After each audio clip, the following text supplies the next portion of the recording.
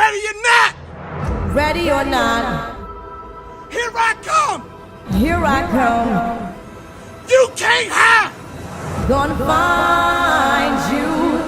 and break you slowly! Not I escape, sleep, walk, or wake. Yeah. Those who correlate know the world ain't kick. Jail bars ain't golden gate. What's up, YouTube? Today I'm here with another champion. He's defending his title at Ring of Honor Final Battle, and he's here today. And hopefully by the end of this interview, just like Kaun, I can join Shane Taylor Promotions. It's Moses. What's up, man? What's going on, man? How you doing? I'm good. I can't complain. How are you? I'm good. I'm still healing up from the cage match I just had this past weekend, but I'm good otherwise. Yeah. I was there for the match. It seemed pretty intense. I really thought you were come out there with the MCW heavyweight title, but how was it like being in that cage, being in the main event of the MCW pay-per-view or a show? It's a huge responsibility being in the main event. Cage is something different. That was my first time. I knew it was gonna get violent, but I like violence, so that's cool. I didn't come out on top, but you know, live to fight another day. Definitely. And one thing I really like about you is like you have really intense promos. So do you like watch anyone that gives you like that attitude when you go into like doing a promo? Actually, I started battle rap. Okay. I am a big fan of URL, Smack. I like Charlie Clips is like one of my all-time favorites. Like Charlie Clips has like great bars and he puts his stories together, right? But then you go look at K-Shine and DNA. Their delivery is unlike anybody I've ever seen. So I was like, all right, how can I tell a story but deliver it like this? And it's a lot of other dudes that I watch. Like I literally like, I know a lot of people watch them just to hear like the disses, but if you listen to the stories that they tell, I'm like, I can just do this with what I'm doing. I just have to do it a little bit differently, but I can still give you the same flavor. Definitely. So also like talking about MCW, like you and Kaun obviously were a great tag team there. You guys still are there from time to time when Kaun is like back in Maryland. What led to you guys actually being a tag team? Fate, chance. I started MCW in 2015, June 2015. By June 2016, I had started working. They tried me in a tag, eventually moved me to singles. And then by January 2017, I tore my meniscus. And it just by fate, that was Kaun's second day of training. So fast forward 6 months, I'm coming back. I'm rehabbing. I'm like taking mental reps at practice. And he was like, yo, I checked out like some of your matches. Like you're pretty dope. Once you get healthy, you want to tag. And I was just like, yeah. So I'm really appreciative. Like they really like let me rehab my knee, get it where I needed to get. And then from there came the trials and tribulations of learning tag team wrestling. Of course. So like what were some of those trials and tribulations going into that? Well, you're taking two guys who are one learning to wrestle, but now trying to learn a specialty type of wrestling. So we just kept like failing. And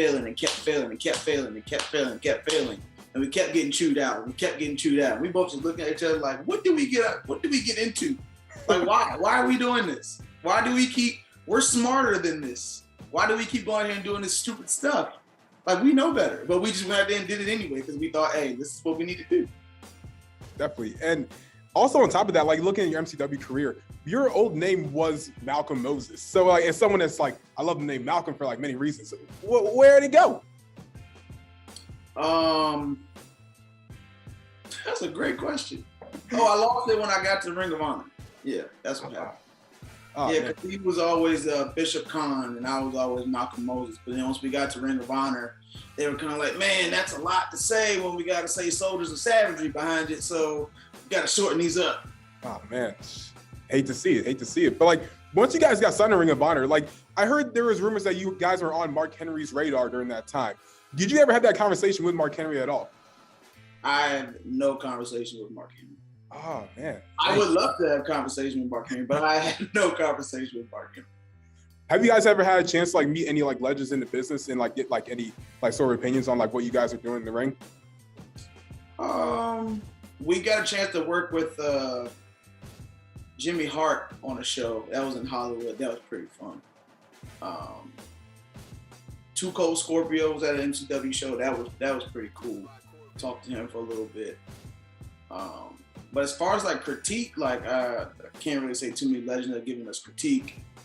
We've gotten critique from people that we truly respect. We've gotten critique from the Briscoes, who are legends in their own right.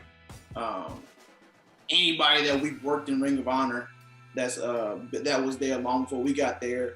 Whatever they said to us, we took it all in. And Shane constantly gives us feedback, which is very much appreciative. You know, he not holding no punches. He gonna tell you like it is, and then it is what it is. Definitely. So, like, how does it feel like being a part of like Shane Taylor Promotions? Like, what was like the story leading into you guys actually joining? Fate and chance again. When we came in, we really didn't have any direction. You know, we came in, we wiped out Lifeblood, and then we were doing squash matches, but then wasn't really anything going. And then at that time, that's when Shane was forming STP. And so finally he just came and hollered at us, and we were just like, ain't got nothing to do, shoot, let's do it. But I mean, he laid it out better than that. But,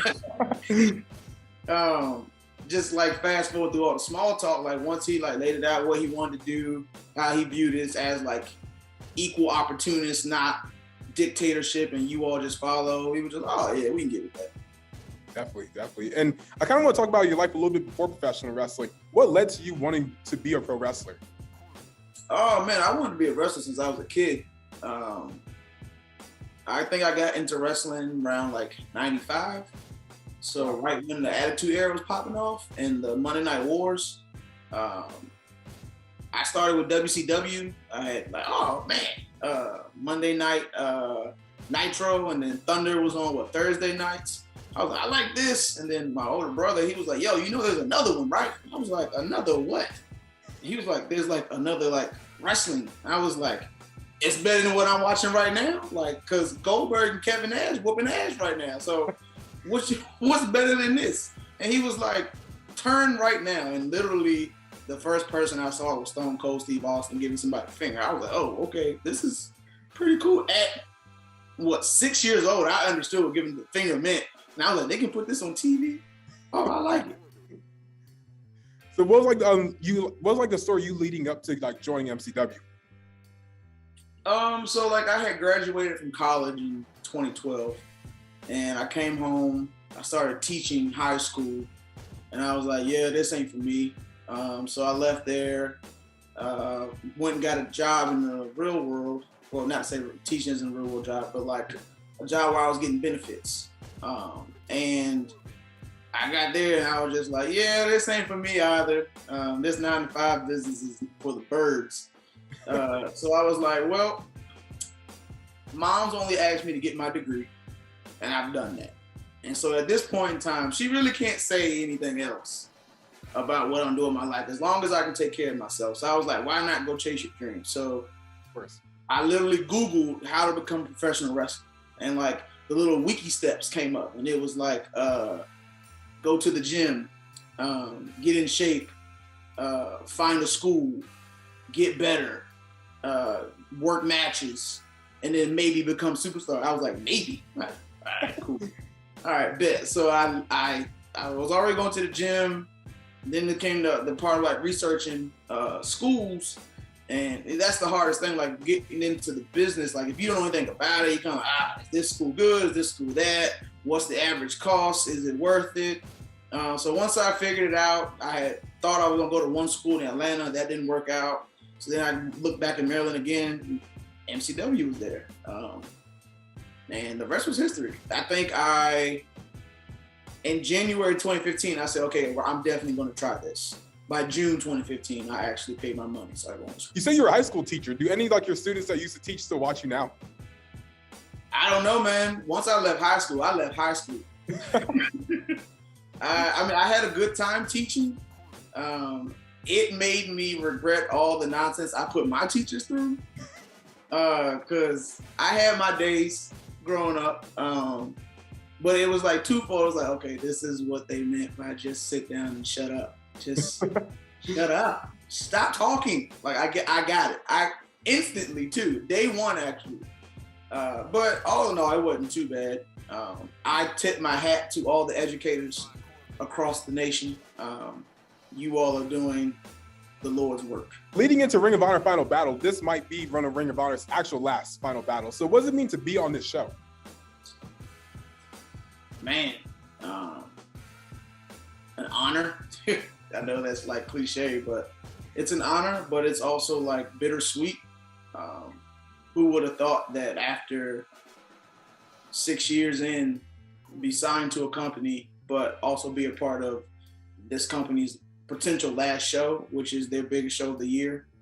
I'm glad to be on the show. I'm glad to be defending 6-man titles. I don't think it's going to hit me until being out there. Yeah. Like you never know, like you playing football or basketball, you never know what your last game is going to be. You never know what, like, in the last match here, man, it's going to go out there and tear it up as best we can. And regardless of what happens to Ring of Honor going in 2022, what are your goals? Because I know Kaun is now like having a singles run in Texas, and you're kind of going your own singles run in Maryland. So what's the goals for Moses in 2022? Growth. To truly test myself in the business. I would say I've basically I just want to challenge myself to see, have I reached my full potential or have I been holding back? And by that I don't mean like anything in the ring. It's just like I feel like maybe there's some things about my persona, about how I can be portrayed that I haven't quite gotten across yet. And I'm just challenging myself to go out there and try to be great. Why not? Like, at this point, I've been successful, so why not challenge myself to be even more successful? Of course. And is there any like certain names or places you actually want to wrestle going into next year? Everywhere. I want to wrestle anywhere and everywhere. I want to go. I put it out there on Twitter the other day. I want to take an overseas excursion. I want to go to UK. I want to go to Japan. I want to go to Canada. I want to go to Mexico. I want to go to Iceland. If they got wrestling in Iceland, I want to go there. If they got wrestling in the North Pole, South Pole, Africa, I don't care. Send me. So leading into like next year as well, what's been, or actually your career in general, what's been like the biggest lesson you learned so far? It's a great question, and I actually have a good answer for you. It's be careful of the boxes you put people in, because you never know when you might need it. Wow, that's deep, real deep. And my last question for you, Moses, is who is Moses? 2022, let's find out. I like that. And I guess my actual real last question is, can I join Shane Taylor Promotions? This is your second time asking about joining Shane Taylor Promotions. Listen, have you talked to Shane yet? Yeah. Okay, I know what that means. So you got the thumbs up from Kaun, right? Yeah. You got the thumbs up from me. If you can get 5 out of 5, all right, I'm pretty sure you have a good chance of joining Shane Taylor Promotions. I like that. I like those odds. Kaun, or Moses, where can they find you on social media? Instagram, it's at prolificmoses, prolific.moses, and then on Twitter, it's at prolificmoses. But you asked me a question about who is Moses. To this point, Moses has just been somebody that is purely passionate and purely wants to give you everything that I have, because I understand what it means to buy a ticket. And I think that's something that's like not really comprehended a lot. Like, you may have took money from doing something else to come see me, but just buying a ticket isn't all that you spent money on. You had to spend money on gas to get here. You might have had to find a babysitter to come see me. You might have had to get a whole new outfit. you might have went and gone and got drinks, and you might have went and got something to eat before you got. So you're spending money to come see me. So when I come out and I perform, it's to make sure you're getting not only what you paid for, but more than what you paid for. That's what Moses has been thus far. 2022. Let's find out what I'm really about. Wow, that was a good answer. Blessed say yeah, that's your shirt says right there. But thank you guys for watching this video. Thank you, Moses, for coming on, of course. And make sure to like, comment, share, know subscribe, and we're out. We going up like 1,000. I'ma flex just like a muscle man Malcolm. We going up like 1,000. I'ma flex just like a muscle man Malcolm. When it just like 1, 2, 3. If you like the channel, this will squeeze. If you like the channel, this will squeeze. If you like the channel, this will squeeze.